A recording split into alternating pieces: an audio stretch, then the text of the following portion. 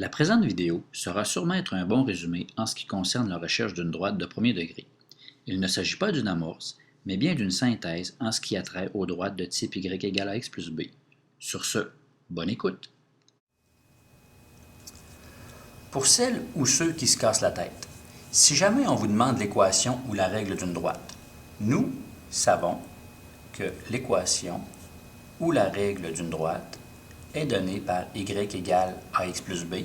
Le ax sera éliminé si on est en présence d'une variation nulle, le b sera éliminé si on est en présence d'une variation directe, et le ax plus b existera si on est en présence d'une variation à peu près de ce genre-ci, qui serait une partielle.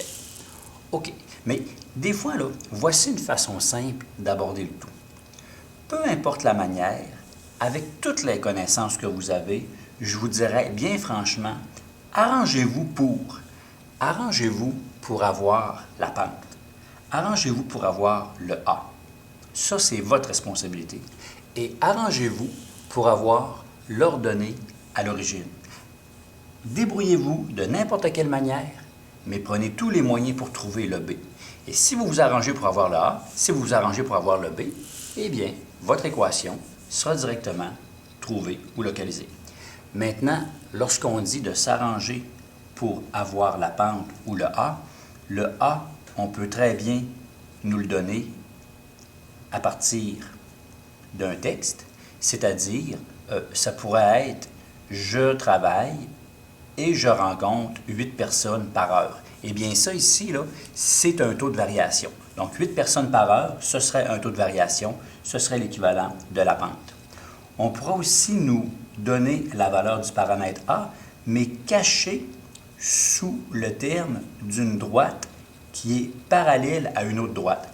On sait que des droites parallèles possèdent le même taux de variation. Donc, si elles sont parallèles, le taux de variation de une nous donnerait le taux de variation de celle qu'on souhaite trouver.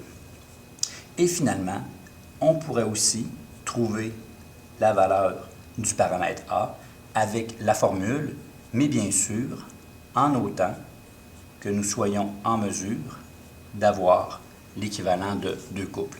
Donc, arrangez-vous pour trouver le paramètre A, peu importe, en utilisant ceci.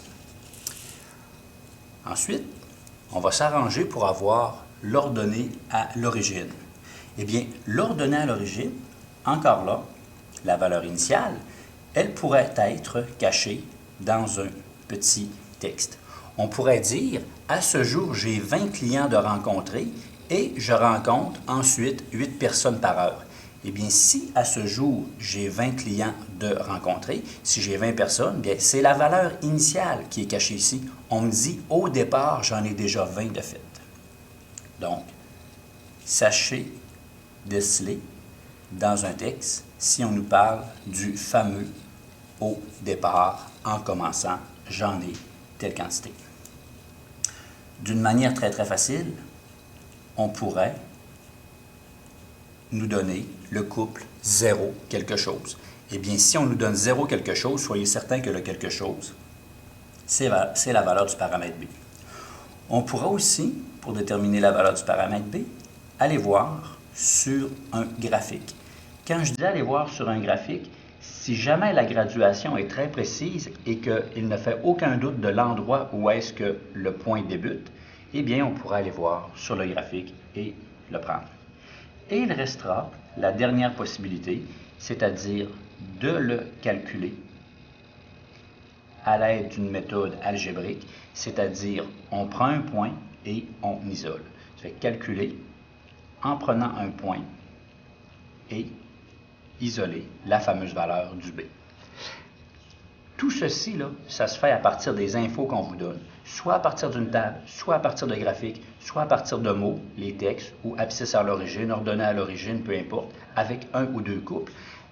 Peu importe la méthode, je vous dirais que arrangez-vous pour avoir le A et avoir le B pour finalement remplacer dans le squelette pour l'équation d'une droite.